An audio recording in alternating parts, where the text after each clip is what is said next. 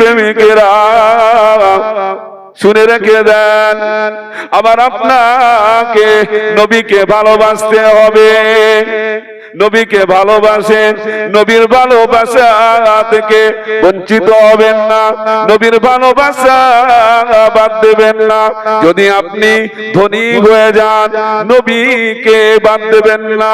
যদি আপনি গরিব হয়ে যান, নবীর ভালোবাসা বাদ দেবেন না। কেননা আমার আল্লাহ পাক নিজে ভালোবাসেন, নিজে ভালোবাসেন, নিজে রব্বুল আলামিন আল্লাহ তাআলা আমার আপনার নবীকে সকল নবী সকল রাসূলের ইমাম বানিয়েছেন। এ বেজারা, এ নওজোয়ান তরুণেরা, এ নবীর প্রেমিকেরা, আমার আল্লাহ পাক আল্লাহ তাআলা আমার হাবিবকে কেমন ভালোবাসেন। হযরতে আমিনা, 1 তারিখে হযরতে আমিনা আমার আপনার নবীর আম্মা জান, আমার আপনার নবী তখন ছোট ছিলেন, ছোট্ট বাচ্চা। হযরতে আমিনা আমার আপনার নবীর হাত মোবারক খানা ধরে রাস্তায় ঘুরতে লেগেছে। ঘুরতে ঘুরতে হঠাৎ করে চোখ পড়েছে, যাদের আব্বা আছে, যাদের আব্বা আছে তারা তাদের সন্তানের ঘুরতে নিয়ে যায়, তাদের সন্তানের কত আদর করে, মহব্বত করে। কিন্তু আমার সাথে যে বাচ্চা আছে, আমার মুহাম্মাদের তো আব্বা নাই। তাই হঠাৎ করে হযরতে আমিনার চোখ দিয়ে পানি ঝরতে লেগেছে।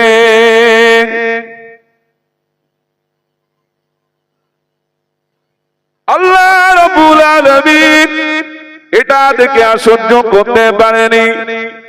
হযরতে জিবরিল আমিন আলাইহিস সালাতু ওয়াস সালাম কে বললেন, ও জিবরিল যাও যাও চলে যাও, আমার হাবিবের, আমার রাসূল, আমার হাবিবের, আমার রাসূলের, আমার মুস্তাফার আম্মা জানের চোখ দিয়ে কেন পানি ঝরে, গিয়ে দেখো।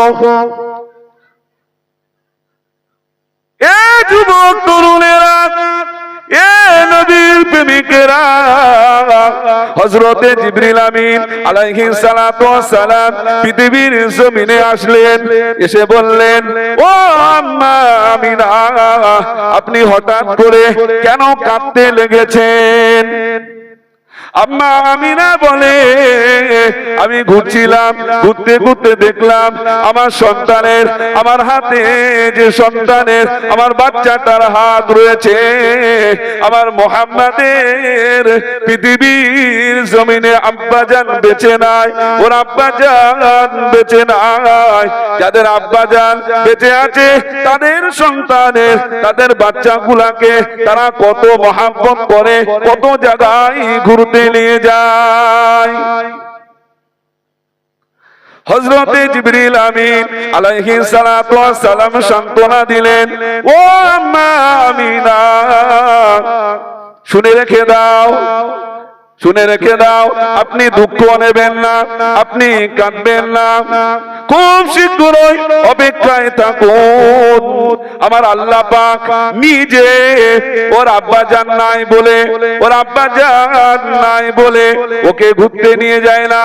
এই জন্য দুঃখ পাবেন না, দুঃখ নেবেন না, খুব শীঘ্রই সময় আসছে আমার আল্লাহ নিজে তো আপনার হাতে যে বাচ্চাটা রয়েছে মুহাম্মাদকে আমার আল্লাহ পাক নিজে 7 আসমান ঘোরাবেন, জমিন ঘোরাবেন, সারা পৃথিবী ঘোরাবেন এবং নিজে কাছে বসিয়ে নিজে গল্প করবেন। জোরে বলেন না, কথা বুঝে আসছে?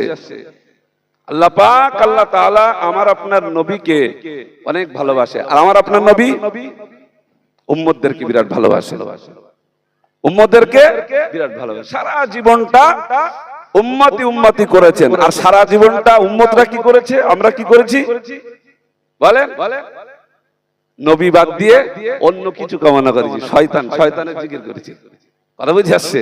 সারা জীবন আমার আপনার নবী অনেক ভালোবেসেছেন, আল্লাহ পাক নবীকে ভালোবেসেছেন, নবী আমাদেরকে ভালোবেসেছেন। আচ্ছা আমরা নবীকে কিন্তু ভালোবাসি, নবীকে ভালোবাসতে হবে। মনে রাখবেন, আমি আপনি পৃথিবীর জমিনে এসেছি, চলে যাব, হ্যাঁ, আমাদের সময় শেষ হয়ে গেলে আমরা চলে যাব। মনে রাখবেন, আমাদের আসল জীবন যখন থেকে শুরু হবে, কোথা থেকে শুরু হবে? দুনিয়াতে তো সামান্য কিছু দিনের জন্য এসেছি, পরীক্ষার স্বরূপ, পরীক্ষার হল স্বরূপ। হ্যাঁ, যেরকম আমরা পরীক্ষার হলে কতক্ষণ থাকি? 2 ঘন্টা, 2.5 ঘন্টা, 3 ঘন্টা। দুনিয়াটা ঠিক এরকম 3 ঘন্টার মতোই, 3 ঘন্টার মতো, 3 ঘন্টার মতো এরকম আমরা পৃথিবীতে এসেছি। আসার পরে আমাদের পরীক্ষাটা কেমন হবে? আমাদের সারা জীবনটা আমরা যে 50 বছর, 60 বছর, 70 বছর, এটা ওই পরীক্ষার হলের মতো। আমাদের আল্লাহর নবীর সাথে সম্পর্ক কেমন ছিল? মনে রাখবেন মুসলমান, যখন এই পরীক্ষার হল শেষ, পরীক্ষার জিন্দেগি শেষ, এবারে আসল জীবন শুরু। কোথা থেকে? কবরে। ওই আসল জীবন শুরু কবরে। এই কবরে সব থেকে ফাইনাল প্রশ্ন যেটা, ভাইটাল প্রশ্ন যেটা, সেটা হলো আমার নবীর ব্যাপারে বলা। যদি সারা জীবনটা আপনি নবীর গলায় ছুরি চালান, নবীর গলায় ছুরি চালানো মানে বুঝতে পারছেন তো? মানে কেউ বুঝতে পারছে না, বুঝতে পারছেন তো? নবীর গলায় কাঁচি চালানো, ছুরি চালানো, বুঝতে পারছেন তো? সারা জীবনটা চালিয়ে গেলাম, সারা জীবনটা নবী কি জিনিস আমরা চিনলাম না। মনে রাখবেন মুসলমান, ওই কবরে যাওয়ার পরে ধরা খেয়ে যাবো।